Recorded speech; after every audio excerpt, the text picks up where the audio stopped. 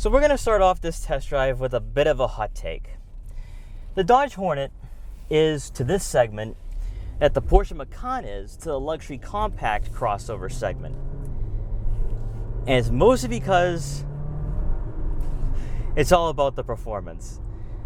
Dodge has always focused on the performance with their vehicles, at least traditionally, over the past 15 to 20 years. You think about the Hellcat, the Charger, Challenger, Durango, the Viper, you name it.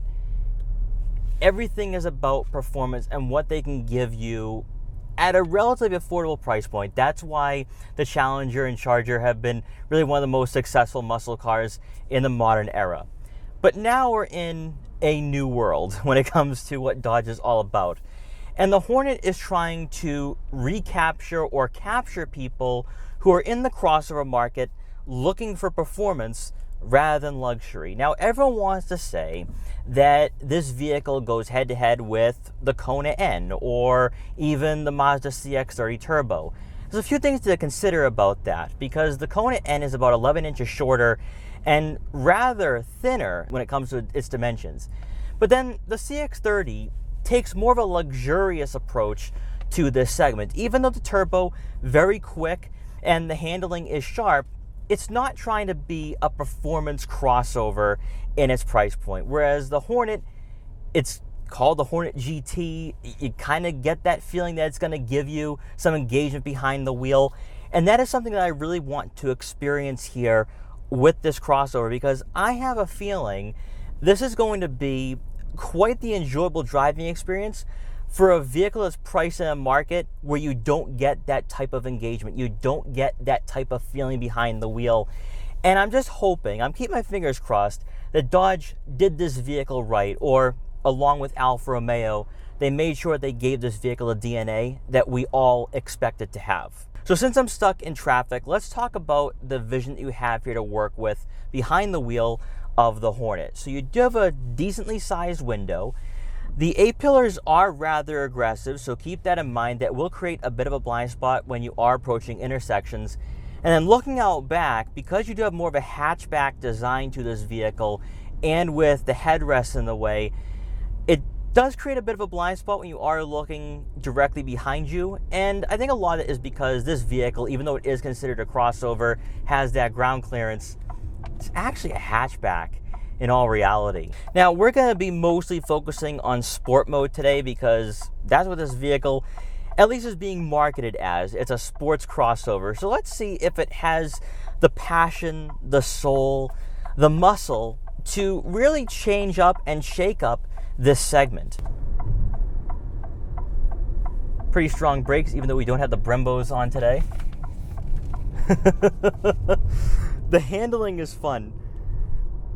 It has Alfa Romeo-like qualities and tendencies, which would be expected since it is closely related to the Tonale. It's also built on the Jeep Compass platform, so it's going to have a good amount of agility and athleticism to it. The steering is very tight for a crossover in this market. The suspension is stiff as well. And while some people are going to complain about that, this is an enthusiast vehicle. It's designed to be fun. It's designed to be thrown around in the corners like on this back road.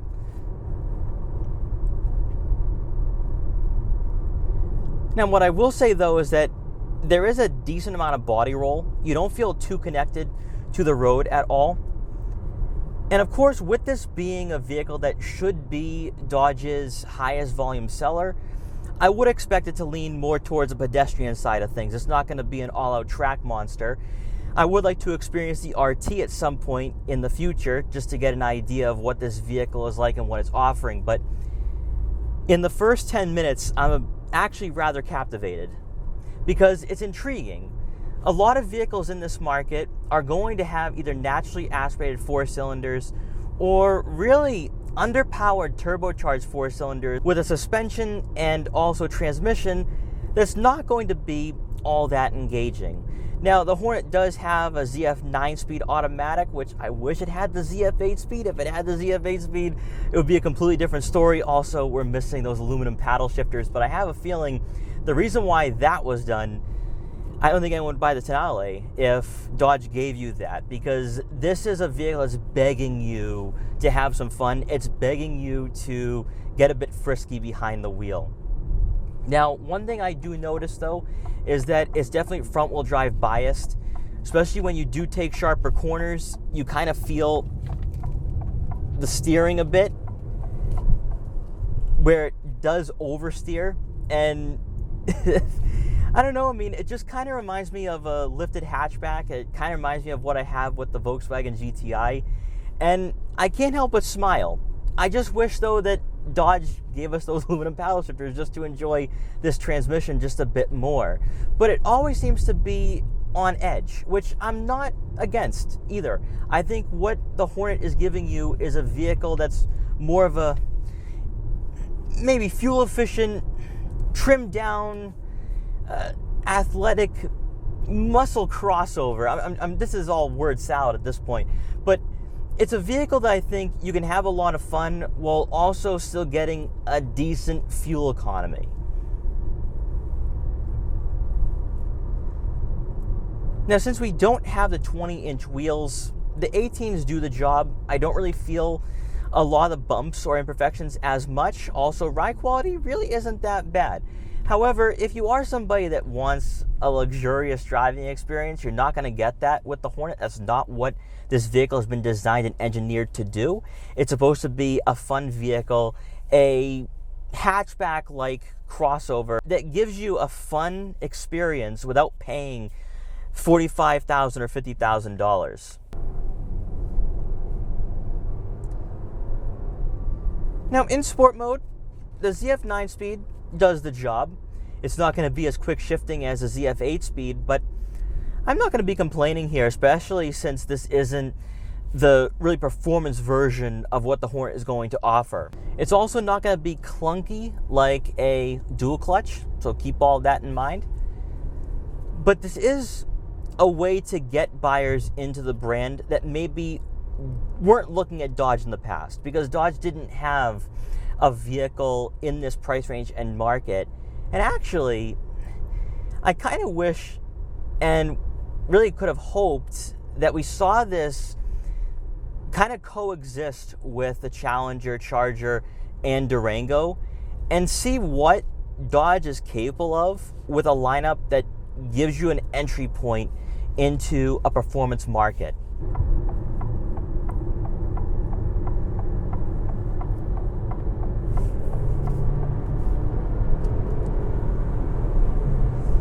It's peppy, it's quick. Even at mid-range at around 3,000 to 4,000 RPM, a lot of torque kicks in here.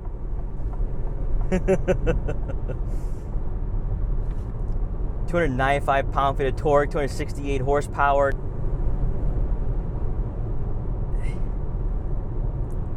I'll tell you, sure, the Mazda CX-30 has more torque, but it's not this quick.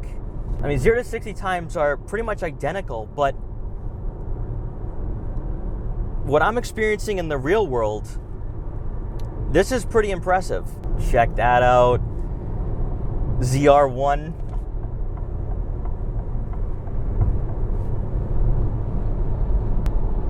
Pretty nice, pretty nice. Even at highway speeds and above, feels pretty composed on the roadways. Interior is pretty quiet, and even though this isn't the most aggressive suspension and you aren't sitting firmly on the roadways, it does feel very engaging, and it does feel relatively planted. And this leads me back to its closest rivals. Everyone wants to say, you gotta go with the Kona N. The Kona N, yes, it's a great hatchback, lifted hatchback. But if we're talking about a vehicle and a consumer that's looking for, say, some sense of practicality, or a vehicle that is going to be somewhat family friendly, then you have to cross the Kona N off your list. That's a completely different vehicle for a completely different market. Compared to its rivals, compared to vehicles that would be considered traditional competitors, such as the Mazda CX-30, the Kia Seltos, even throw in the Subaru Crosstrek, Honda HR-V, And even trying to throw in compact crossovers is a bit difficult because it is significantly smaller than a lot of vehicles in that market.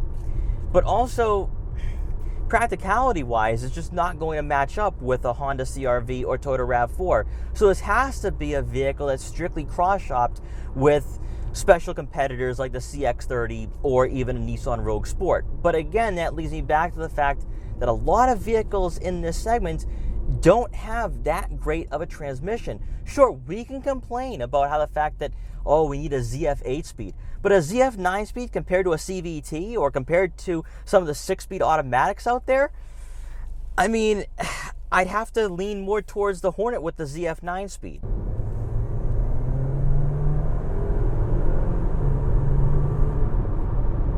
It shifts at around 6,000 RPM. Exactly what I want to see.